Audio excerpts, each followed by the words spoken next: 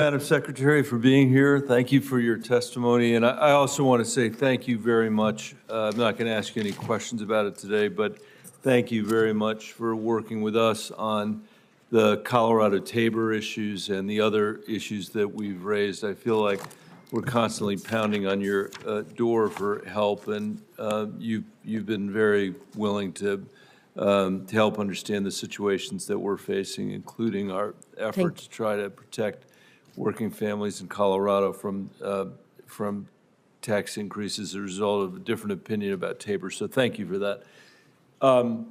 You know, it might surprise people here to say that I worry a little bit about the rise in interest rates and what that's going to mean in terms of our ability to be able to not just deal with our deficits, but also make sure we don't erode substantially the discretionary spending that we have. And we've had 10 years or more of 0% interest rates, which I think is the result in part of, and we might disagree about this, Madam Secretary, but I would say overly aggressive monetary policy from the Fed that kept rates at zero for probably longer than they should have, and with an expansive quantitative easing that I think had the effect of driving problematic income inequality as a result, or wealth inequality, I guess I should say, as a result of the appreciation of asset prices here. And I think we're sort of dealing with the back end of that now, and it's worrisome. But things are going to set in at a more normalized rate for families and for the federal government. And the young people around here have never seen an interest rate environment really that was more normal, you know, like 4% or 5%. I mean, they've seen 0% for a decade.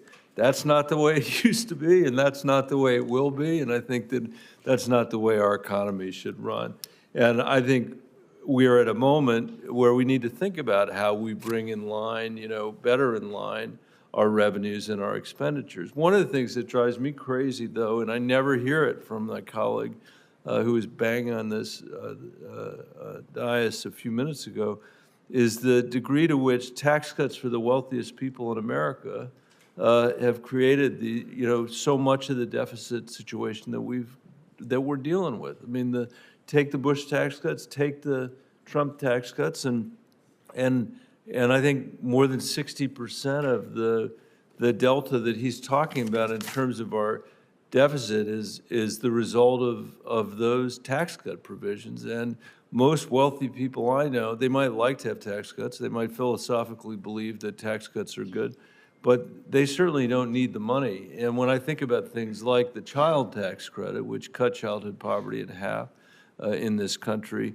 that has, I would argue, enormous fiscal benefits as well as just moral benefits.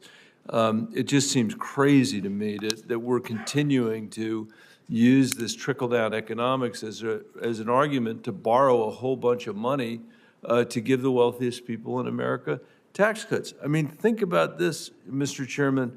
When you take the Bush tax cuts and the Trump tax cuts together, about a quarter of those cuts went to the top 1% of Americans, about a quarter of those cuts. That's about $2.5 trillion that went to the top 1% of Americans. That's 1.6 million people. Americans in the bottom quintile, you know, that's 10 million people, by the way, 10 million versus the people at the very top. 10 million, they got $100 billion out of that deal, of those two deals. So could you talk a little bit about that, Madam Secretary, the way in which, you know, if you, I guess, were helping set the priorities in this country, maybe if you were being fiscally responsible, the first thing you might not do is cut taxes for the very wealthiest people in America without borrowing, without paying for a single cent of it. I completely agree. And if you look at CBO calculations, look at what was projected in terms of tax collections. I believe that in 2017, before TCJA passed, CBO was projecting revenues would be about 18% of GDP, and instead they were about 16.5% last year. And CBO is projecting around 17%. So a significant part of the deficit comes from that. And what President Biden is proposing to do is to ask wealthy people, high-income people, to pay their fair share. It's important that they be successful, that we have an economy that people can invent things and run businesses and earn healthy profits, but then they need to pay their fair share.